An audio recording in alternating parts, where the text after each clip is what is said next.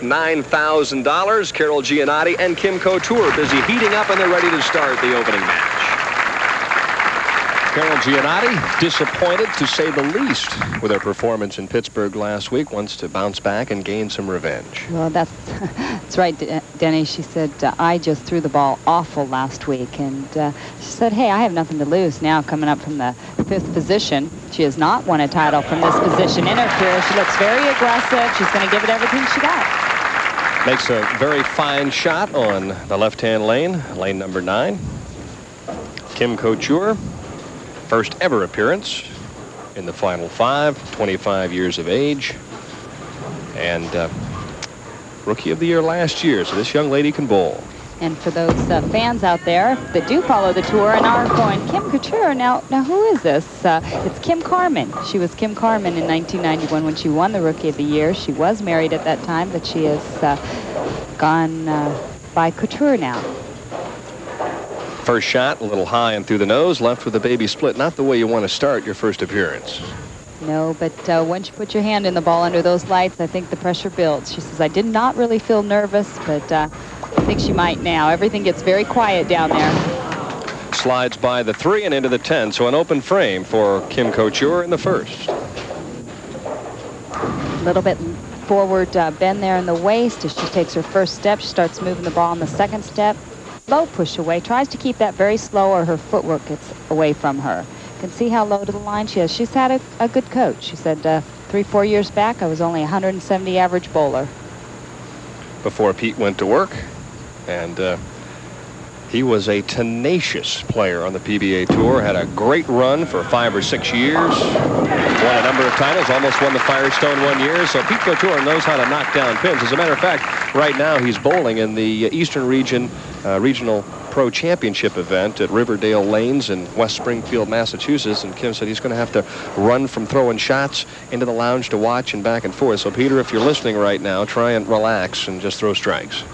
That's right. Keep your mind on your own game, Pete. That'll be tough. Right. Carol-Gianotti comes out and does what she was unable to do a week ago. Comes out striking, throws a double. Well, she looks totally different than we saw her last week, Danny. She was very tentative.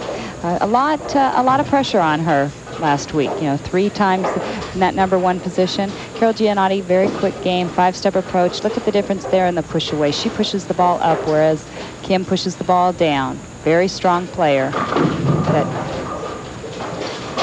And she's going to follow through twice. If you don't do it first time, do it again. A lot of torque, huh? Well, you can see the bent wrist.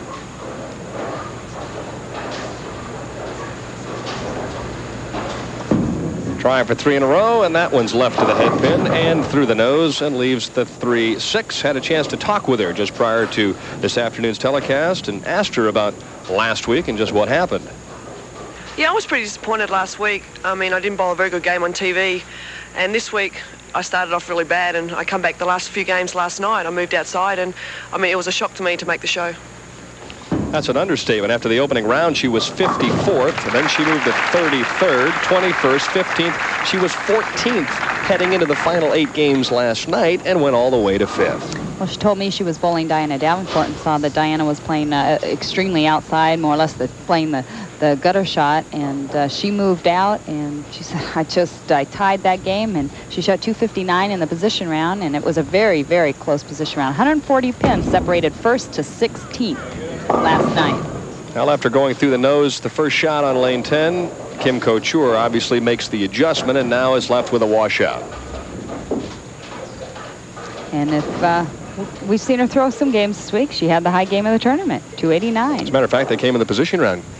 Oh. And she was 9th in the position round, went from 9th to 4th. So there were huge moves last night. As a matter of fact, before the final game, the top 16 were only 102 pins apart. That's right. It was wild. Yes. Yeah, really crazy here. If you shot 240 or 250, you could move 10 or 12 spots. Good try at the washout head pin. Doesn't quite tickle the 10, so it's another open on the right-hand lane for Kim-Couture. Well, if you bowl 160, you could have dropped all those spots, right? Well, the 41st game, as we take a look at the try for the washout, Tish Johnson shot 278 and moved from 15th to 5th. 10 spots in one game. You can't ever remember that happening, and you bowled a lot of years on the tour. No, and it's been an exciting fall. Every position round, the last 3 events also have been very, very close. Yeah, if you're in the neighborhood and you shoot a big game, you have a chance, and that's what you'd like to see. Real nice shot here. How about a break? And she doesn't get it, leaves the swishing 7-10, and that looked like her best shot of the afternoon. Oh, I'm very disappointed there. You can see the shrug of the shoulders. Pocket hit, pocket 7-10. Watch the 5-pin here. Going to go flying up against the left wall. Good extension. There goes the head pin, the 5-pin right behind the 7. The head pin came off the wall, almost took out the 10, but no luck. Really a tough break. A very fine shot. Obviously, she likes the left-hand lane. Let's see what happens on lane 10 the next time around. But if Carol-Gianotti keeps striking, it could be an early exit for Kim-Couture. From Perth, Australia, Carol told me she's got 3 more tournaments, and then it's summertime in Australia. She's going to head home and surf and water ski and relax and go to the beach. Well, she's been under a lot of pressure at this point, Denny, and her hand is extremely sore. We're going to get a look at it here shortly. She's got it patched in every way possible. It's a rough grind. 42 games every week, not to say the amount of games you bowl on the telecast. In her case, she's been bowling 1, being in that top position, and I mentioned her hand. You can see there she's got patches on every finger, and it's a terrible grind. Showed me this morning, both fingers are split, so they're opened up. You try and patch them and do the best you can. I looked at her and I said, hey, just do what Coach Borden always says. Spit on it and throw a strike. Well, she broke, if you recall, she was bowling in the spring with a broken hand. That's right. She broke her wrist in anger and came back and made the show the following week. But it is a grind, and every shot you can feel your hand. Every shot it hurts, but that's part of the game. See if Kim can get this right lane going. Oh, there she goes. Well, she's making the adjustments. There's a little wry smile. She finally struck on the right-hand lane, and of course Mike Durbin always tells me it's tougher to get the strike on the good lane after you finally get the one on the bad lane. So let's see what she does here.